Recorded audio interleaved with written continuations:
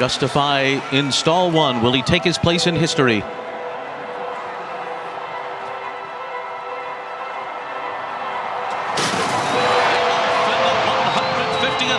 Stakes with 1 furlong to run. Justify comes roaring home. He's just perfect, and now he's just immortal. Justify is the 13th Triple Crown winner. Justify has done it. The Triple Crown is over, but the racing season is just starting to heat up. Horses from all over the world are beginning their journey to the 2018 Breeders' Cup World Championships. Breeders' Cup literally crowns champions. This is the end game. This is our Super Bowl. This is the test of the test. 14 championship races worth $30 million. The Sport of Kings, the best sport in the world. It's awesome. That's what it's about. The main event is the Breeders' Cup Classic. You get a horse into the Breeders' Cup Classic, that is a major, major accomplishment. The best horses against the best horses. In this 7-part series, we'll go behind the scenes to meet the devoted owners and trainers who will spend the next 5 months competing in races across the globe in order to earn a coveted spot into the Breeders' Cup Classic. We're dreaming every day in this sport. The second you stop dreaming is the second you're in a lot of trouble. They're putting everything on the line. Sweaty palm time. Time to put up or shut up. They're off. Come on! Oh, no, he's not going to make it. Oh, no. The highs are high and the lows are low. Now, Biscuit, now! Now, Joe, run now! We're going to the Breeders' Cup. We'll see you guys there. On November 3rd at 5:45 p.m., the best horses in the world will enter the starting gate for the $6 million Breeders' Cup Classic. Who are they? And how did they get there? This is their story and their dream. They are All In. The road to the Classic.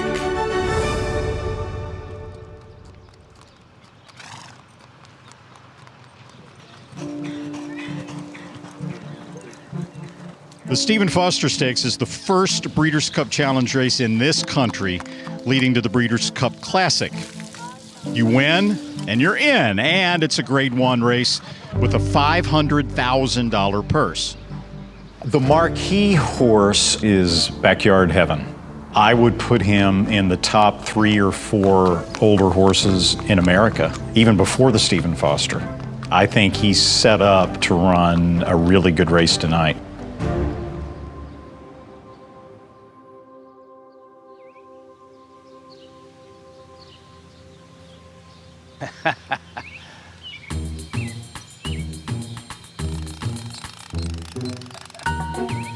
Oh, look, Steve Wayne.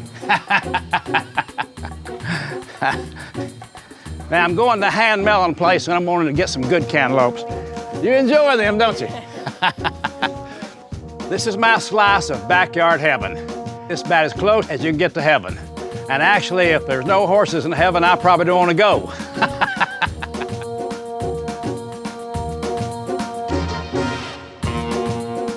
Backyard Heaven gets his name from the view I get from my backyard at Saratoga.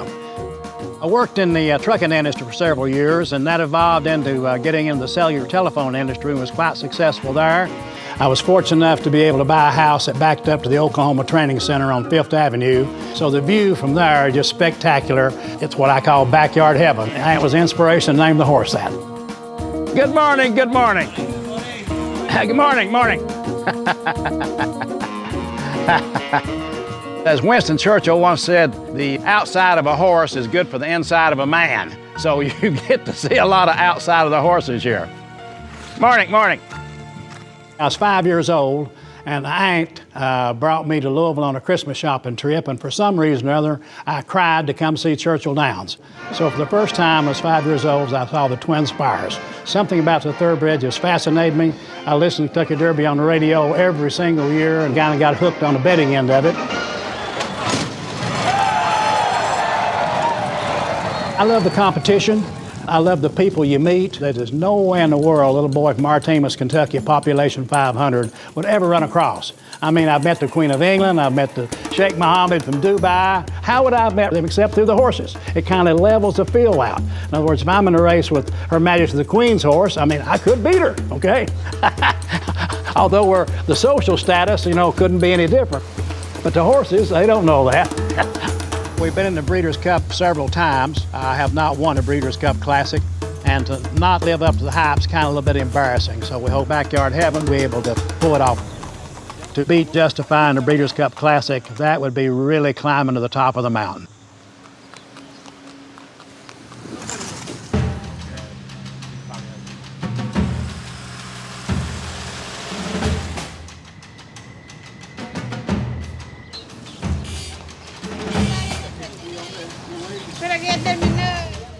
Come on, move along there.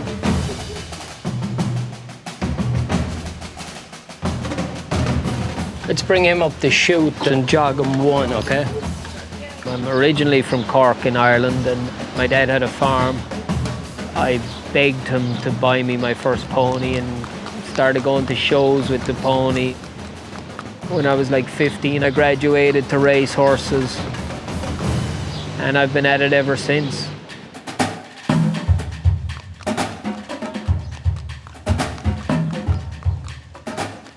Brendan Walsh has been knocking on the door to really kind of step into that next level. Stand up. Stand up. One of the best horsemen I've ever seen. Unfortunately, a grade 1 has eluded him. He's been haunted by second-itis. So, honorable duty, if he could win and then go on to the Breeders' Cup Classic, it would really put Brendan on that national stage where he deserves to be.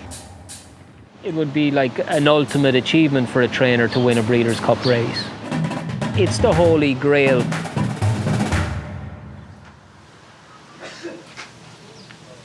With my horse,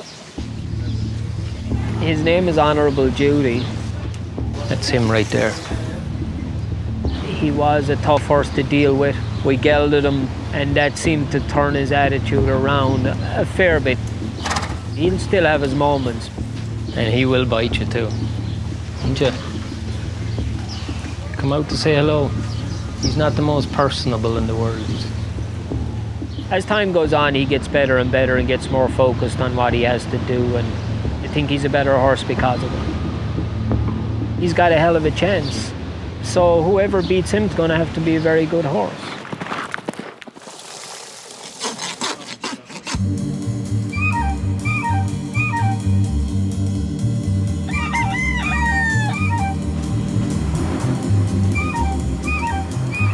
When you come to Louisville and go to the races, to go to Wagner's is kind of a big thing.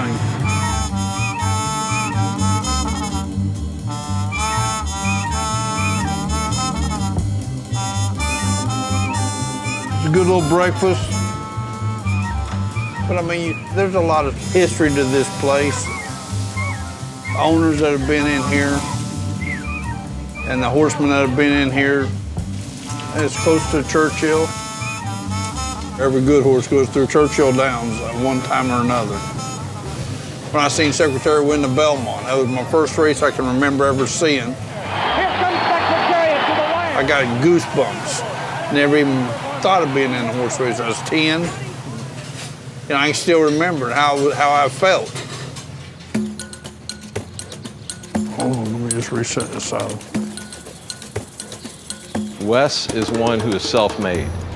It's not very often you'll see a guy claim a horse for the sum of $15,000 or so and raise them into stakes performers. The job he's done with Hawakam is exemplary. I just fell in love with a Hawakam. I'm not much on riding them, but I like to be around them. What? Went to a sale and bought him cheap. A few years later, I've made $980,000 with him, and I think he's going to get better with age. Hawakam is going to ride the rail and take over the lead and win the Razorback. You sometimes just got to be in the right spot at the right time, and that's part of this game. I've been doing this probably 7, 8 years. I don't know if it helps, It's fun for me. I enjoy it. Horses enjoy it. And a happy horse makes usually a pretty good horse. I walk him. He's just been a treat. He's got one of the greatest personalities. I take him out grazing. I do it basically everything with the horse. He's like a pet. I get here in the morning around 5 o'clock, and then basically wait to go to bed to do it again tomorrow. It's Groundhog Day, like the movie.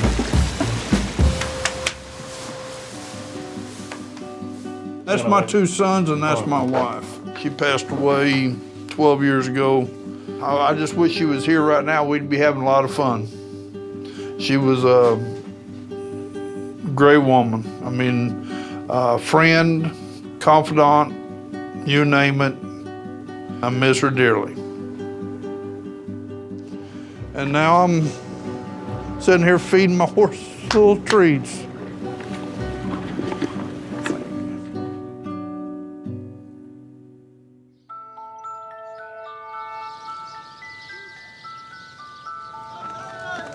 Yeah, is that okay? Yeah. Okay, perfect, perfect. Make sure I got you here. Yep, perfect, okay. And on this one, Aggie, I'd love a half mile, like 49 and 2, something like that. You're gonna be in front, okay? Giovanni, you're gonna go a half mile with Aggie. You're gonna be ideally sitting like a length or 2 behind, then range up alongside him, and ideally you guys finish together, like 49. Okay. All right? All right. We got a plan. Doug O'Neill, he's won the Kentucky Derby twice, but he acts like he's never been there before. He has just such this boyish enthusiasm for the game. Evan, how are you? Everything good? Good, good to see you. Let's see, what do we got here? He acts like the game was just invented. Hi, Mario. Everything good, brother? Good. Doug O'Neill, he's a legend.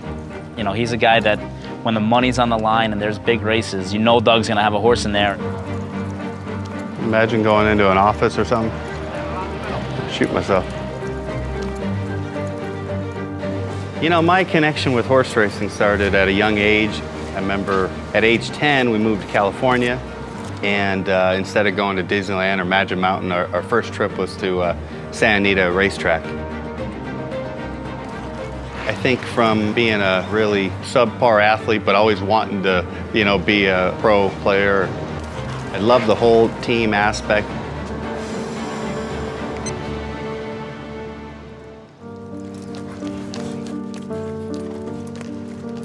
Other than my wife, Lynette, Paul Reddam is probably the best person to ever come into my life. I was able to meet him through a good friend named Mark Schlesinger. And I remember this like it was yesterday, Mark calling me and saying, do you mind if I bring a new partner in? His name is J. Paul Reddam. I figured anyone who starts their name with like a letter, you know, this guy must be pretty successful. We've been together for so long, and I love that. It really is a family. Yeah, well, Pavel was found at auction. They really liked his balance and his athleticism, and they approached Paul Reddam about him, and Paul agreed. I went to the first Breeders' Cup at Hollywood Park. Alrighty. I've been hooked on it since. It's a big tournament where you bring your best and you face the best across the world. Besides great prize money for the winners, when horses win against the best in the world, breeders want to breed with that horse. So it's a big deal beyond just the race itself.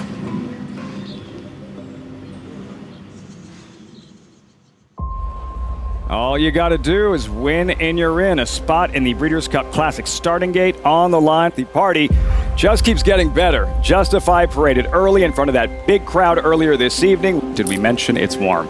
Temperature in the high 90s. It's been sticky, it's been humid. And now the main event. A race like the Stephen Foster, if you were to win this, you start dreaming of races like the Breeders' Cup Classic. He's good now. He's good now. No excuse to Knock on wood, he's good now. All right, well, we're gonna kick some ass. Yeah. Get your Get your position early. Let him get his rhythm, huh? Yeah, get his rhythm. Can they beat Backyard Heaven? Hey, Mama! See you out there.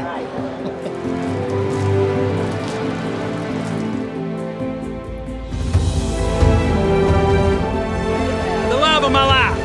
Hadn't been for her, I'd have fell off the horse a long time ago.